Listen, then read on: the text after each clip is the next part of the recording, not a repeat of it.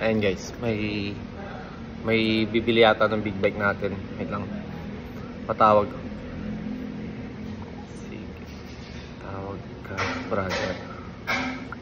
Message ko na. Sige, tawag ka, brother.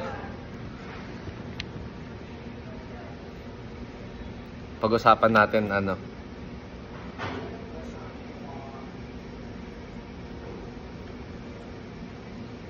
Ako na lang tatawag. Taki, MMA fighter to guys. Brother, musta brother? Okay naman, Chong. Gusto dyan? Ayos lang, ayos lang. Ano yung interested ko dun sa ano? Dun sa Z650 ko? Ano, tol? Yung sa Z650?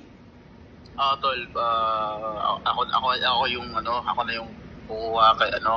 Ako lang magtutuloy, Brad. Okay lang sa akin. At least nakikita-kita ko pa rin. Oh. Lagi mo naman kasama kapatid ko eh. Lagi ko kasama yung utol mo. Tsaka kasi may ang plan ko kasi kaya so pantagal ko ng pangarap, little dream lang naman siya. Kaso kaya ako siya kinuha kasi may kapatid din ako, utol din. Gusto niya rin mag big bike.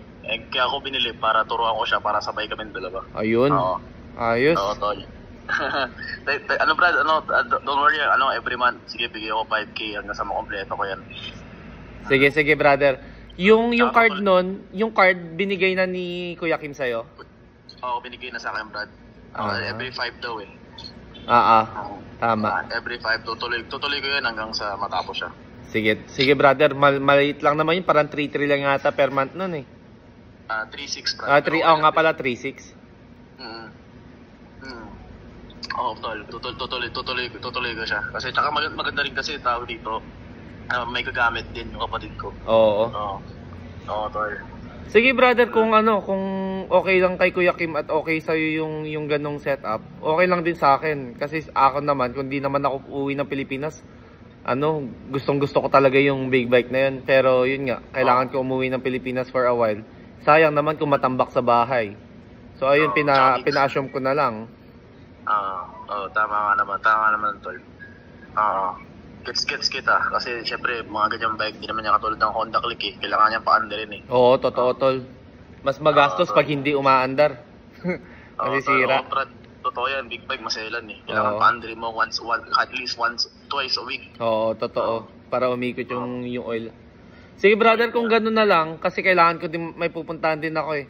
Update na lang tayo kung yung about sa payment.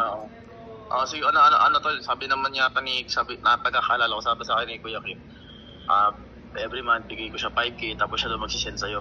Sige, okay lang din yun. Parang gano'n ata yun. Nag-message naman siya kaninang umaga, kaka-reply ko lang din kasi kakarating ko lang din dito. Brad.